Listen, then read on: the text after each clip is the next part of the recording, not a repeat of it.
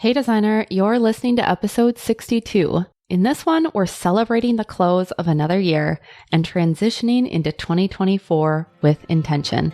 I have 4 powerful questions you need to be asking yourself, and I'll share them in the episode. Welcome to the Interior Design Business CEO, the only show for designers who are ready to confidently run and grow their businesses without the stress and anxiety.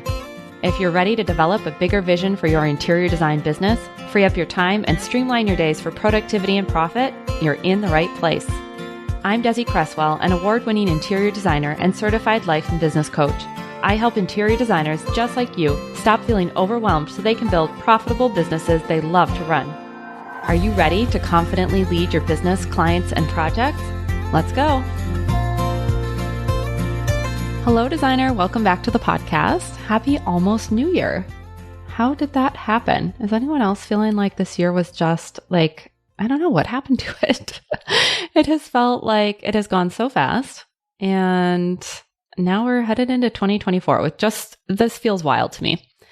And I'm so curious. Are you a New Year's person? I've never really been into it. I know some people really, really do. And at this point, I just can't stay up late. I fall asleep so early.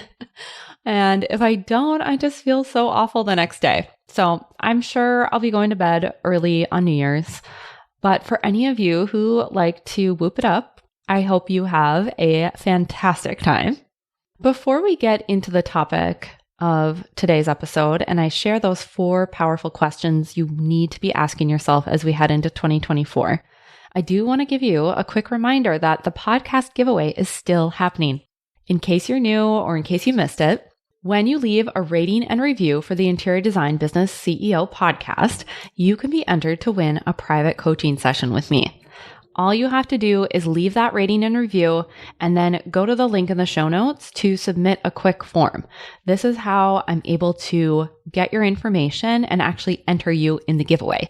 Otherwise, I can't do anything with it. I, of course, continue to appreciate you if you've left a review, but if you want to be entered in the giveaway, I need you to fill out that form so that you can be fully entered.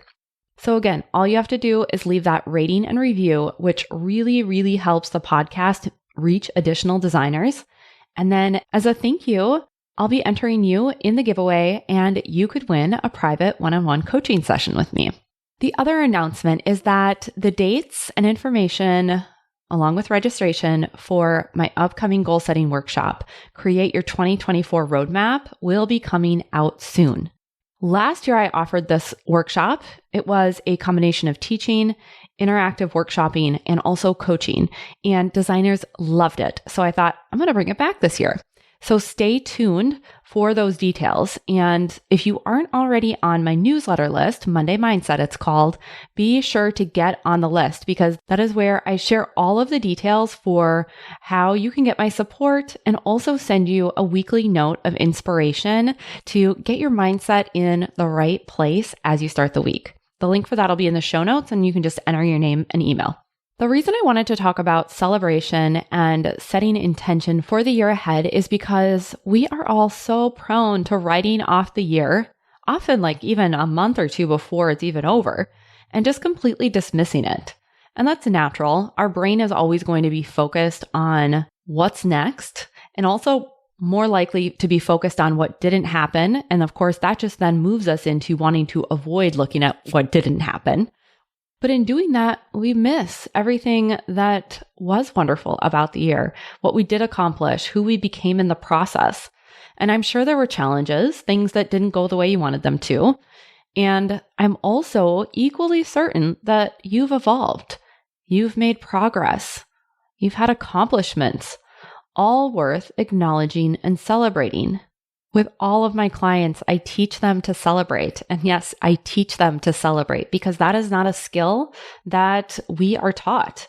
More often than not, we are told to be more modest or to stop bragging because we're going to make somebody else feel bad. And I'm not talking about I'm so great and you're awful. I'm saying let's make it so that we can all be great. We can all lift each other up. And it's really important to celebrate, not just because it can feel good once you get used to it, But when we celebrate, we get to know what works for us, what strategies, what methods, what levels of support, what created a positive experience for us or set us up for success in some way so that we can use those lessons and apply them to future goals and opportunities that we want to pursue in our business. Celebrating is also a huge source of untapped motivation that's lying in wait, waiting for you to acknowledge it. When you allow yourself to see how and where you've changed, what progress you've made, allow yourself to see that growth for you and accomplishment for you is possible. That's incredibly motivating. It keeps you going even on the hard days. As the owner of your own interior design business, no one else is there to tell you good job. There's no performance review for you. There's no employee of the month. The acknowledgement, the celebration, and validation is an inside job. Now, you might hear it from peers or a client or a partner or a parent, but typically that's not happening at the frequency we would like, or maybe they offer it, but not in a way that you would like it to be delivered, or even they offer it, but then you dismiss the praise or not trust that praise with a yeah, but, essentially discounting yourself. The other purpose of this episode is really to be intentional about how we move into the next year. I think so often the holidays come and go. For a lot of people, December is just a complete blur, trying to wrap up everything in your business, do all the family stuff, be out at all the parties, right? And December comes and goes, and it feels like we are just thrust into the new year. And even just saying that, my body is tensing, and I'm just thinking, oh, I don't want to free fall into January. I've been thinking a lot about this lately with how I want to move into the next year. My family is going to be in Costa Rica for the last 2 weeks of the month, taking some time off. So we're going to be into January when I have my first day back at my desk.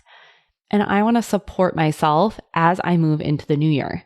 And this episode today is really meant to be a pause for you before the calendar officially changes over.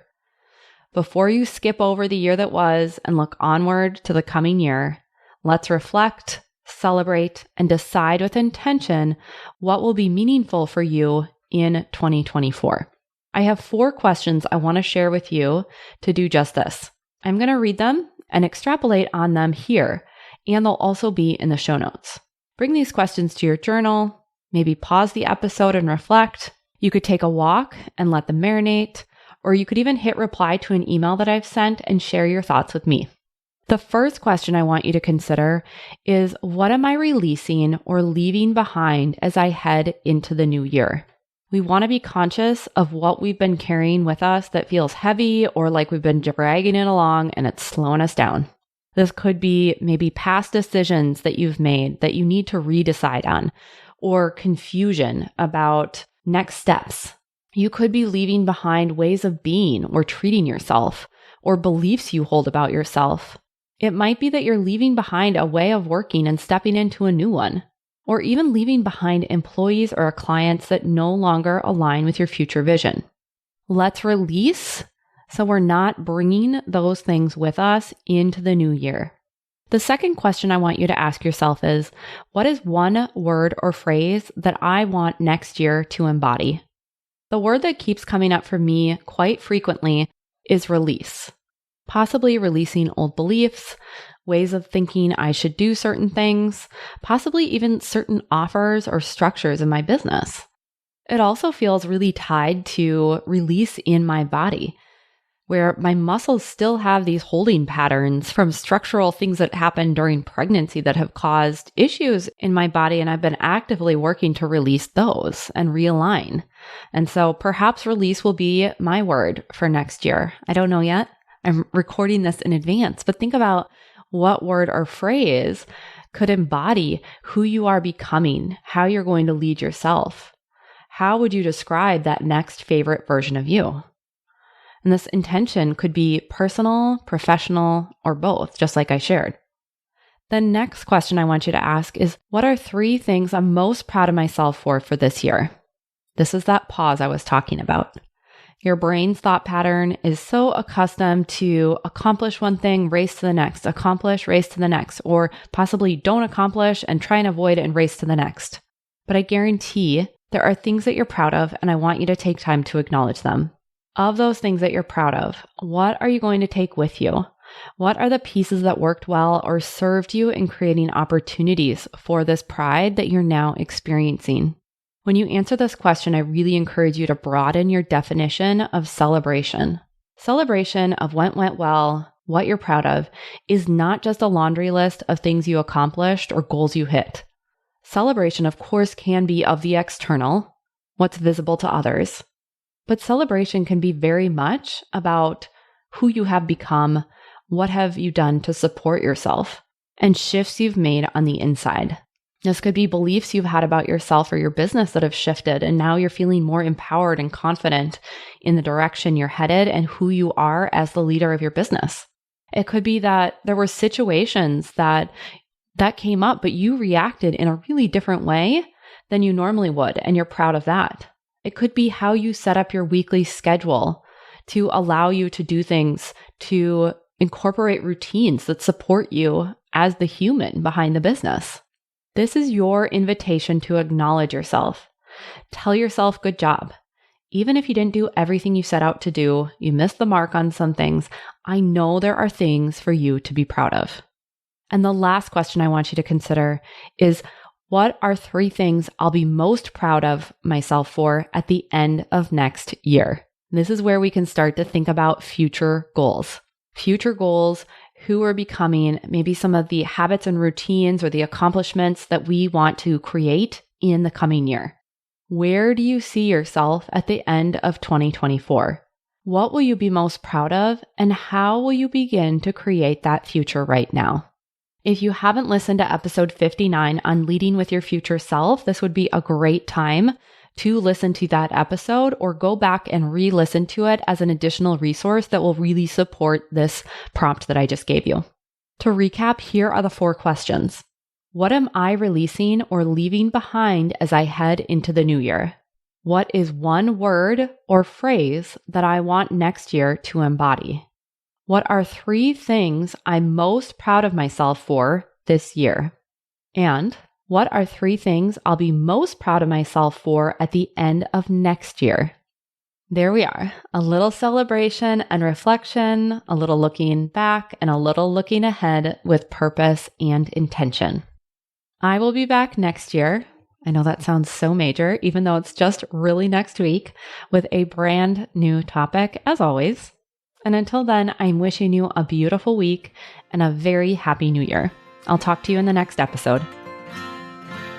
Have you ever wished I could be your coach? If so, keep listening. For a limited time, when you leave a rating and review for the podcast, you'll be entered to win a one-on-one coaching session with me. I can answer your questions and coach you on your unique challenges. All you have to do is scroll down to the bottom of your podcast app, tap the 5 stars, and leave a review. Tell me your favorite episode, why you look forward to listening every week, or why another designer needs to check out the show. It won't take long, and as a thank you for leaving a rating and review, you'll have the opportunity to win a private coaching session with me. Just click the link in the show notes to submit your review so I know how to get in touch. I can't wait to select a winner, and it might be you. I'll talk to you next week. Thanks for joining me for this week's episode of the Interior Design Business CEO. If you want more tips, tools, and strategies, visit www.desiCresswell.com. And if you're ready to take what you've learned on the podcast to the next level, I'd love for you to check out my signature group coaching program, Out of Overwhelm.